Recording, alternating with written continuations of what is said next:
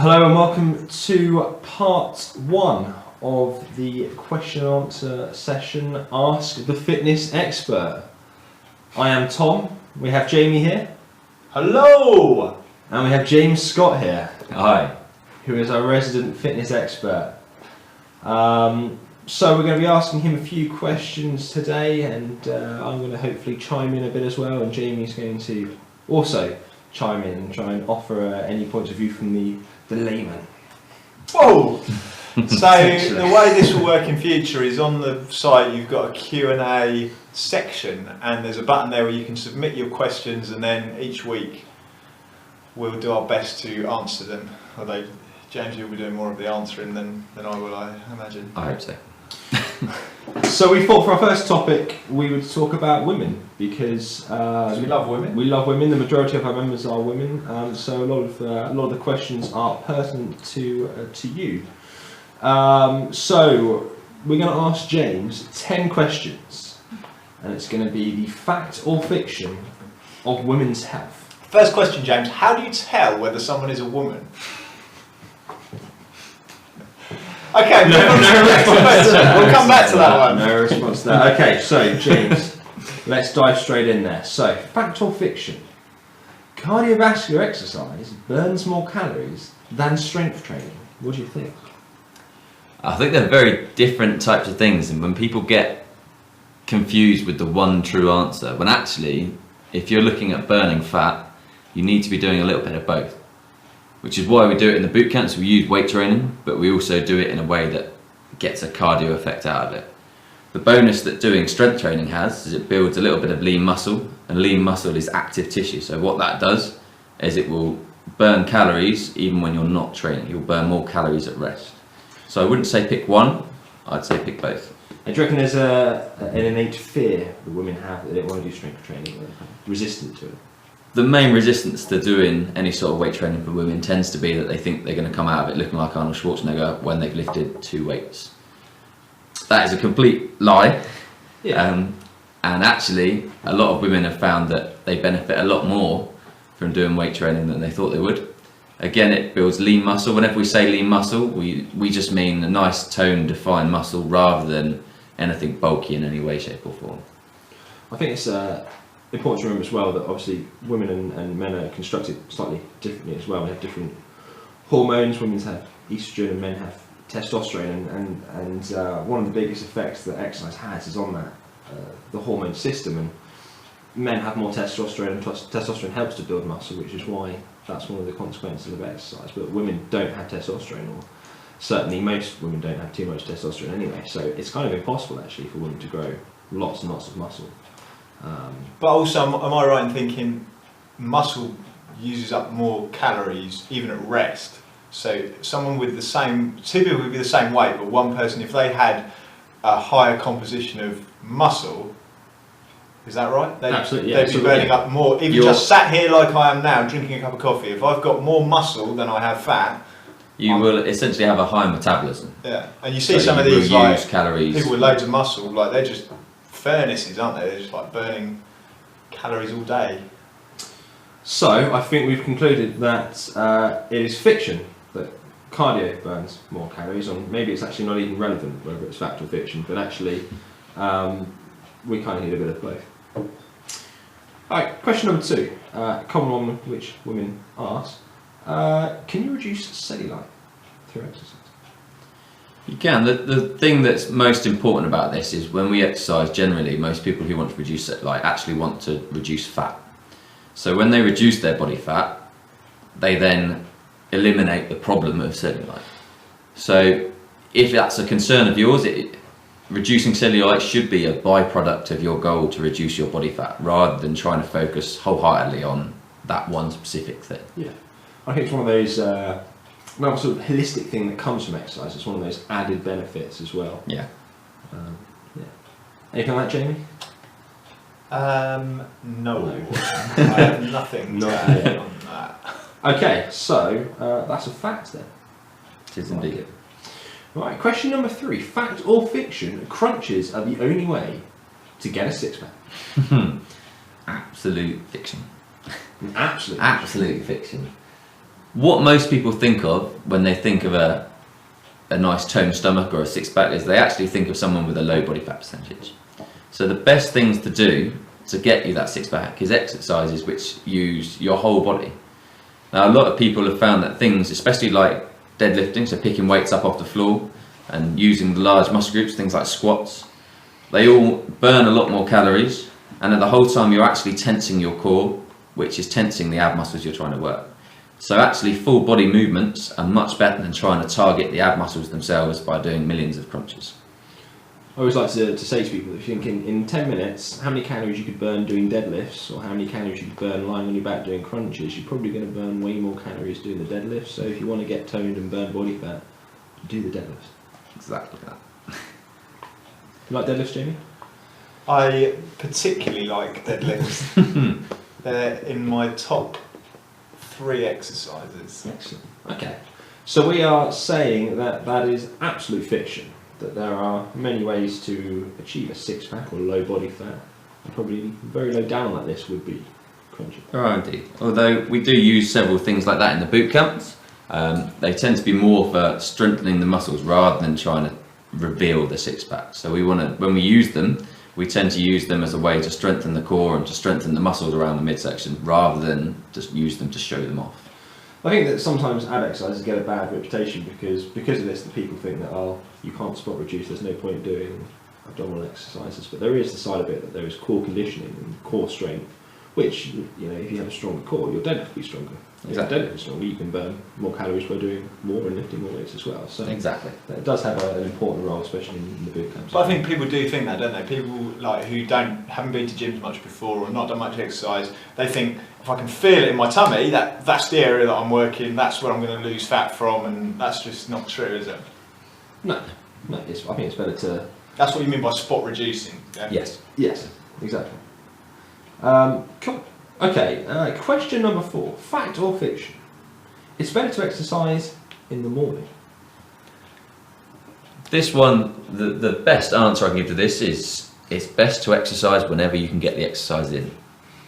Because a lot of people say, oh, it's best to exercise in the morning, and I can't because I have to go to work early, or I have to do whatever, I have to be up with the kids, I have to take the kids to school, whatever it'll be, I can't exercise in the morning. That doesn't mean that you shouldn't exercise. So the best answer to that one is you should get it in whenever you can. Yeah, I agree. I think people can look in the nitty-gritty of this and try and get as technical as possible, but essentially you end up just creating a barrier to actually coming to exercise. But you think, oh, it's past X o'clock, so I can't come in now, and I have to wait till tomorrow, and eventually you're just. But do you think as well, like I always think, I don't know if this is the same with exercise, but with work, like different people work better at different times of day. Like you have like your magic time where you're really effective, and is that the same with exercise? Like some people just exercise better in the evening, some people are better first thing in the morning, and it's kind of finding out what works for you. Some people tend to find that they're more focused in the morning straight away. If they come in, exercise, they get into it, they go out, and it sets them up for the rest of the day. But on the other side of that, some people find that they like to exercise after they finish work, almost like a stress relief. They like to use the weights, they like to get in there and have a good session to kind of have a little blast so they can set themselves up for the evening, and it's a nice transition from the stressful work into a nice calm evening. So it depends what works for you, really. I think this is the great thing about the boot camps as well, is that you can commit to a time and come at that point and say, right, I'm good at 7 o'clock in the evening, I'm going to put that in at 7 o'clock in the evening, I'm going to come and train at 7 o'clock in the evening. In traditional gyms you might think, oh, at some point I'm going to try and work out, and you kind of lose that motivation. And that's why we try and offer those classes. We've got 6 o'clock in the morning, James, which you take on a Wednesday, probably, all the way through to 8 o'clock at night. So the answer to that is not necessarily fact or fiction, just do whatever works best for you. Yeah. Cool. Alright, question number 5.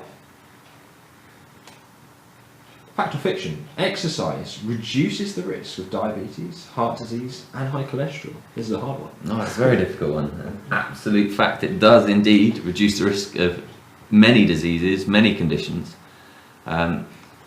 Generally because the body's designed to move, it's designed to be active.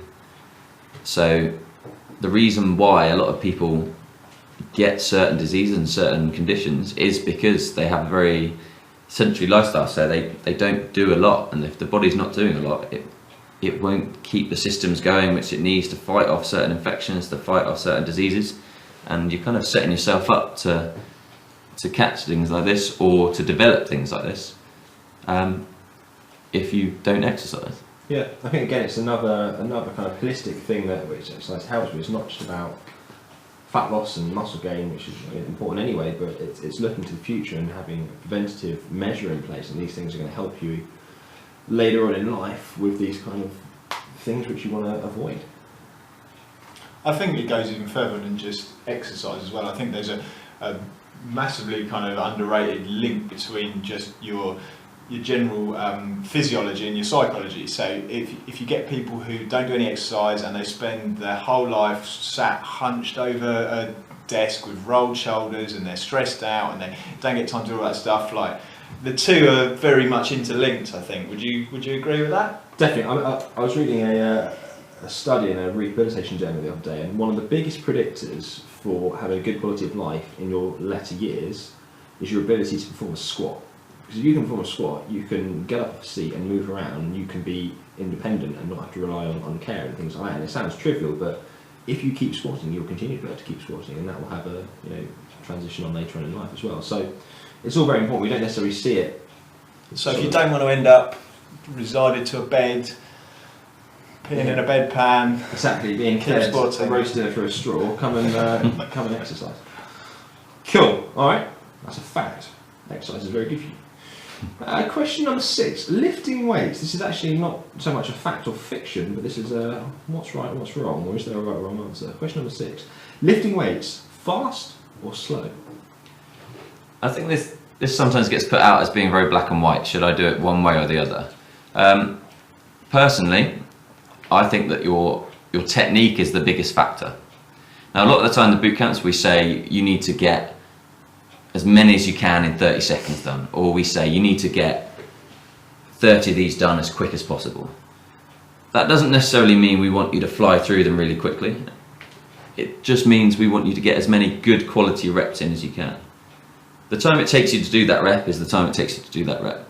Now, you can play with the timings for certain goals. If you want to build more muscle, then time under tension, so the longer you take doing it, is slightly better. If you want to be more explosive, then certain parts of the move need to be quicker. So depending on your goal can depend on that, but generally the quality of the exercise is much more important than how quickly you're going up and down in a squat. And different boot camps have different formats, different parameters, and different kind of ways of lifting. Exactly. In some of the boot camps we do a lot more work on power, so we do more explosive movements, so we're quickly lifting something and then controlling it back down. In other boot camps we're going for more reps, so we want to go slightly quicker but still keeping that good form. Some of them we go nice and slow because we're going heavy, we're working on a bit more strength, and we're going a lot more controlled, but again it's all about the technique. So depending on the different boot camp style, depending on what we're aiming for, will depend on how we get you to do it. It's just another variable, really, isn't it? Like the tempo is, you can change that in the boot camps. Like you might ask people to do something really super slow. You might ask them to do it as many times as they can in a short period of time. And it's like we change the weights, we change the exercises, we change the tempo, we change the order we do things. Like there's so many different variables which can keep it interesting and different and challenge you in different ways. Definitely. So I think again the answer to that question is fast or slow. I think what we kind of come to show, and we'll continue to go exactly through all these questions, and there is no black and white. It kind of depends, and that's why we're having these discussions, to elucidate these points for you. Question number 7: stretching before or after exercise? Okay. A lot of people ask this just because we always do it in boot camps after we exercise. There's different types of stretching, and they're used for different things. The stretching we do at the end of a boot camp, which most people know as stretching, are static stretches where you're holding a muscle in a certain point to stretch it back to its original position because it's tightened while you've been exercising. What we do at the beginning of a boot camp when we're getting you to do things like squats and press-ups, they're basically a form of dynamic stretching. So it's a way of moving the muscle in a way it's going to move later on, so that it warms itself up and can move through its full range of motion. So in terms of your static stretching, that wants to be done afterwards because it's kind of putting your body back to where it should be.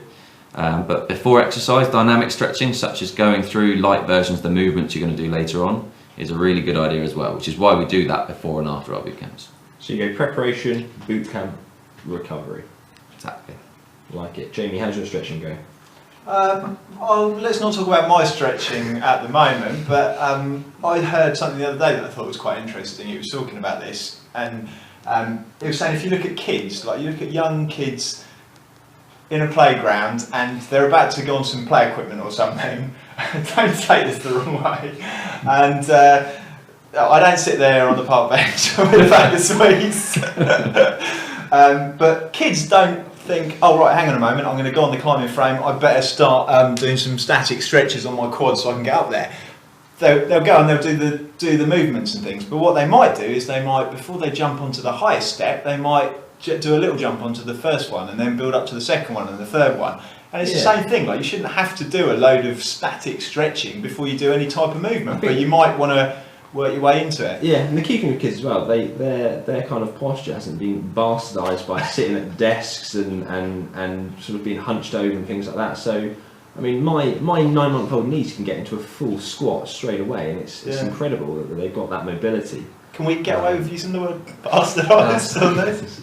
I guess we can, it's a member's error, isn't it? Absolutely. Yeah, so if your posture and position is good, it kind of actually negates the requirement for doing too much stretching because you're already in that ideal position. But if you're the type of person that you spend 8 hours a day in a chair, then you need to make sure that actually you focus on that stretching and try and find that position as well.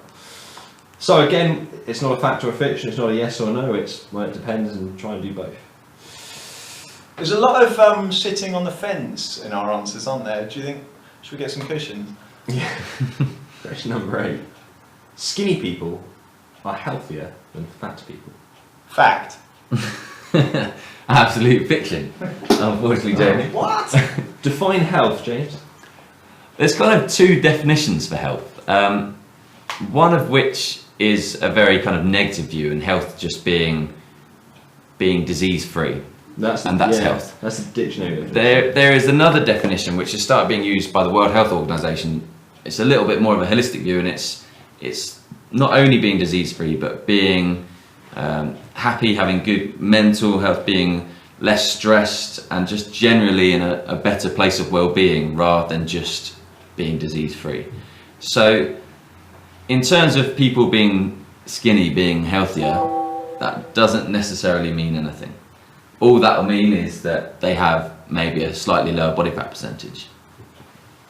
What you can think of as health as being someone who has set themselves up so they've got their good posture, they've got a good kind of stress relief, they've got a good kind of all-round health and well-being, which doesn't necessarily have anything to do with their body fat percentage at all.